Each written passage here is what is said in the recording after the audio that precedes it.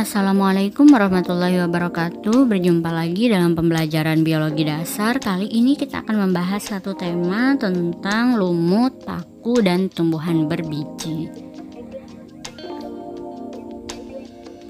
Oke, kita mulai dengan lumut atau Bryophyta. Lumut ini kelompok tumbuhan yang dia belum memiliki akar, batang, dan daun yang sejati, sehingga digolongkan dalam golongan Talophyta. Ciri-ciri lumut yang pertama adalah belum menampakkan ciri adanya akar sejati. Kemudian yang kedua memiliki rhizoid atau akar semu. Rhizoid ini berupa deretan sel-sel yang menyerupai rambut, menggantikan fungsi akar yang belum dimiliki oleh lumut itu. Berfungsi untuk menyerap air dan zat hara dari tempat hidupnya. Kemudian juga berfungsi untuk menambatkan tubuh dari tumbuhan lumut pada tempat hidupnya. Jadi semacam pengganti dari fungsi akar seperti itu. Nah, kemudian yang ketiga adalah lumut itu belum memiliki batang dan daun sejati. Kemudian yang keempat menyukai tempat yang teduh dan lembab. Nah, lumut ini menyukai tempat yang teduh dan lembab, kayak misalnya di tembok yang lembab, kemudian permukaan bebatuan atau genteng dan kulit pohon misalnya. Nah, uniknya di tempat yang miskin zat organik pun lumut ini bisa tetap hidup gitu, asalkan memiliki kelembapan yang cukup. Jadi dia tingkat toleransinya sangat tinggi. Karena tingkat toleransinya itu sangat tinggi, maka lumut ini dapat dengan mudah ditemukan di mana-mana. Itulah kemudian mengapa lumut ini biasa disebut dengan tumbuhan kosmopolit. Kita lanjutkan ke jenis lumut. Lumut itu dibagi menjadi dua kelas, ada Hepaticae dan Musci, lumut hati dan lumut daun. Untuk lumut hati sendiri itu biasanya talusnya pipih, kemudian berwarna hijau, agak berdaging, bercabang menggarpu, kemudian pada bagian ventral terdapat rhizoid dan sisik-sisik ventral, hidupnya di tanah lembab, bebatuan atau batang pohon. Contoh dari lumut yang masuk kelas ini adalah lumut tanduk dan lumut hati. Adapun lumut daun itu dia lebih maju dibandingkan dengan lumut hati karena telah memiliki batang dan daun yang sederhana meskipun akarnya masih berupa rhizoid. Lumut daun ini biasanya tumbuh di atas tanah yang lembab, batu yang cadas, kemudian batang pohon, dan bisa juga ada di air.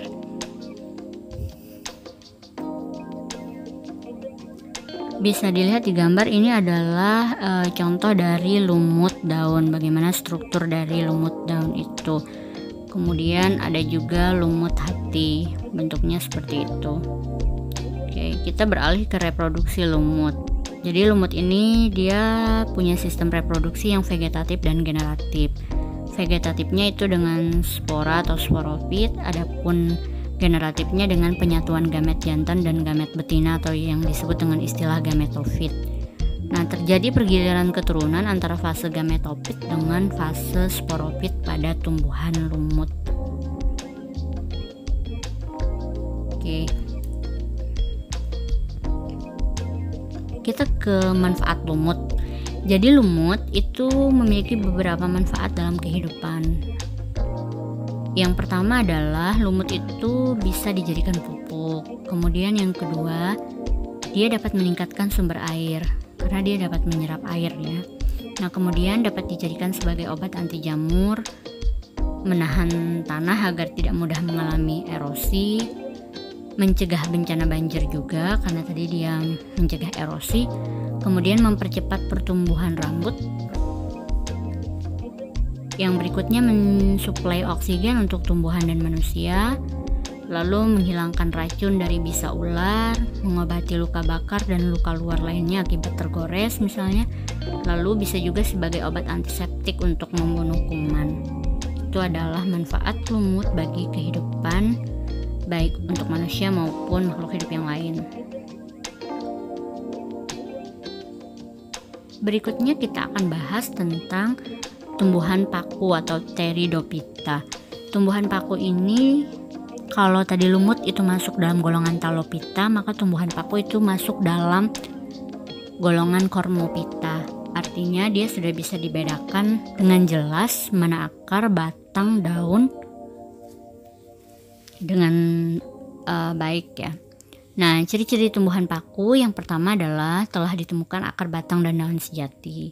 Karenanya tadi disebut dengan Cormopita. Kemudian batangnya memiliki berkas pengangkut. Yang ketiga, habitus atau perawakannya itu beraneka ragam. Ada yang kecil, kemudian ada yang besar, ukuran-ukurannya.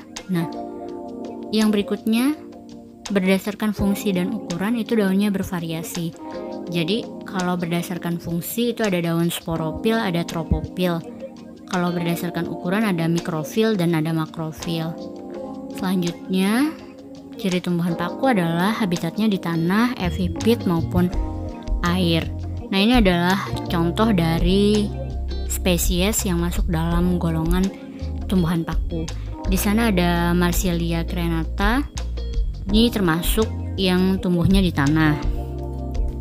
Kemudian ada Salvinia natans, ini yang hidup di air. Dan ada juga Platycerium bifurcatum, ini adalah yang epifit pada tumbuhan lain. Berikutnya bisa dilihat ini adalah tadi daun dari paku. Dia ada yang, kalau berdasarkan fungsinya ada yang tropopil, ada yang sporopil. Tropopil ini adalah daun yang khusus berfungsi untuk fotosintesis. Dia tidak mengandung spora. Nah, kemudian ada juga yang sporopil. Daunnya berfungsi untuk penghasil spora dan bermanfaat dalam hal perkembangbiakan dari tumbuhan paku itu sendiri. Nah, sama halnya dengan lumut, tumbuhan paku itu juga bereproduksi secara vegetatif dan generatif. Yang vegetatifnya itu dengan spora, sementara yang generatifnya melalui fertilisasi. Nah, ini siklus hidup dari tumbuhan paku. Terdapat pergiliran keturunan atau siklus hidup tumbuhan paku dan terjadi melalui proses metagenesis. Metagenesis ini merupakan perkembangbiakan yang terjadi melalui tahap sporofit dan gametofit. Tahap sporofit itu tahap pengeluaran spora melalui sporanium. Kemudian spora itu berkembang menjadi tumbuhan muda, kemudian akan mengeluarkan sel sperma dan sel telur. Lalu terjadi perkawinan sehingga menghasilkan tumbuhan paku baru. Nah, proses terjadinya perkawinan kemudian menghasilkan tumbuhan paku baru ini dinamakan dengan tahap gametofit. Jadi kalau dilihat siklusnya itu fase sporofit pada tumbuhan paku lebih dominan daripada fase gametofit.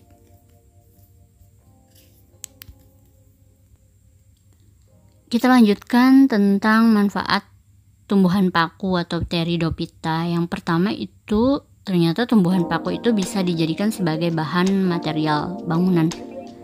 Jadi ada paku yang dia ukurannya cukup besar sampai 15 meter.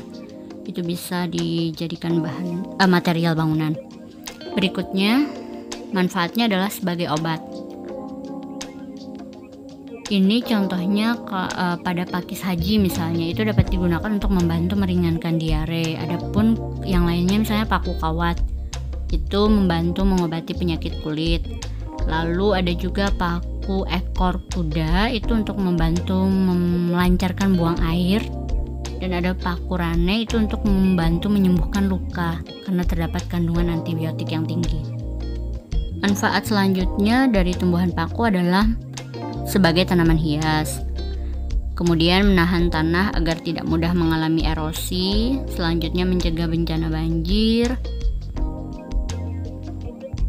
Mensuplai oksigen untuk tumbuhan dan manusia. Demikian tadi pembahasan untuk tumbuhan paku.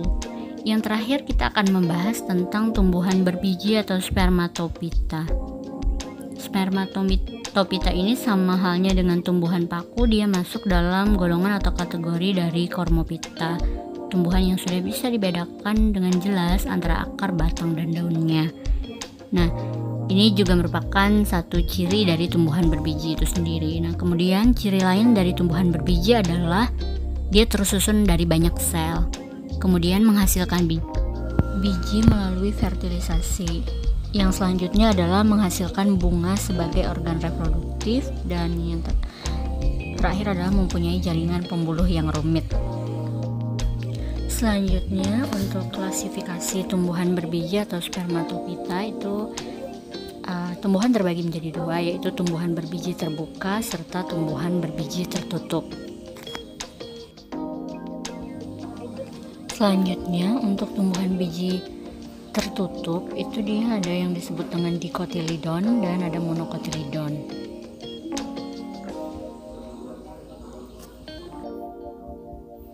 Berikutnya adalah reproduksi tumbuhan berbiji. Nah, untuk reproduksi tumbuhan berbiji sama halnya dengan lumut maupun paku, dia juga bereproduksi melalui vegetatif dan generatif.